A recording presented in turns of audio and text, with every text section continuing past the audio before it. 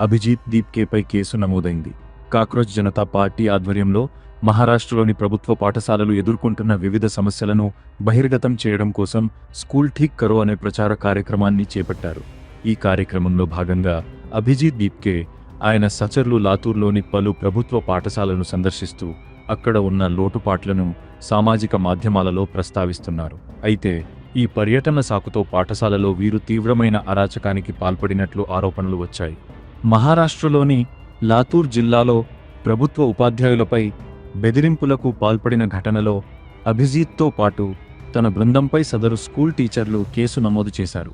ఎటువంటి ముందస్తు అనుమతులు లేకుండా ప్రభుత్వ పాఠశాలలోకి ప్రవేశించి తరగతులకు అంతరాయం కలిగించి ఉపాధ్యాయులను తీవ్రంగా భయభ్రాంతులకు గురిచేసిన ఆరోపణపై పోలీసులు కేసు నమోదు చేశారు. ఈ వివాదాస్పద ఘటనకు సంబంధించి లాతూర్ పరిధిలోని ఆసా పోలీస్ స్టేషన్లో ఎఫ్ఐఆర్ నమోదైంది.